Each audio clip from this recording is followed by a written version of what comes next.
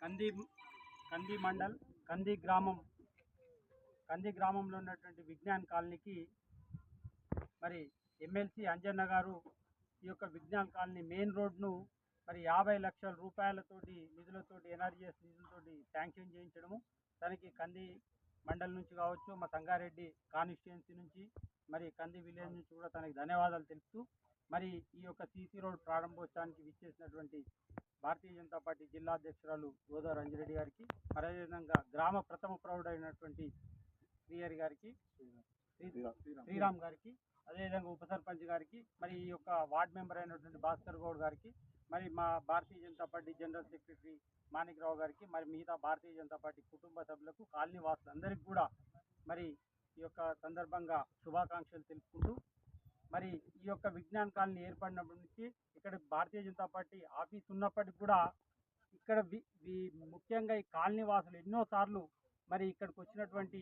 MLC గారికి ఎన్నోసార్లు విన్నవించుకున్నారు, అదేవిధంగా ఎంపీ గారికి కూడా. మరి ఏ విధంగా అయితే ఈ యొక్క కాలనీ అభివృద్ధి ధ్యేయంగా పనిచేస్తూ మరి 50 లక్షల రూపాయలను ఏకదాటిగా ఎమ్మెల్సీ గారు శాంక్షన్ చేయించడము, మరి యొక్క కాలనీ అభివృద్ధికి రాబోయే రోజుల్లో కూడా ఈ కంది గ్రామంలో మరి ఈ కాలనీలో కూడా ఇంకా అభివృద్ధి పనులకు ఇంకా ముందంజలో ఉంటామని చెప్పి తెలియజేస్తూ, మరి ఈ యొక్క రోడ్డును మరి సర్పంచ్ గారు తను ఇంకేమైనా తక్కువ పడితే కూడా గ్రామ పంచాయతీ నిధులతోటి కంప్లీట్గా మెయిన్ రోడ్ వరకు కూడా, ఇప్పుడు 50 లక్షలు కాకుండా ఇంకేమైనా ఎక్కువ తక్కువ కొద్దిగా తక్కువ ఏమైనా పడితే కూడా కంప్లీట్గా అక్కడి వరకు మెయిన్ రోడ్ వరకు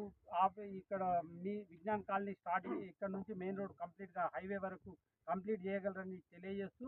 మరి భారతీయ జనతా పార్టీ ముఖ్య ఉద్దేశము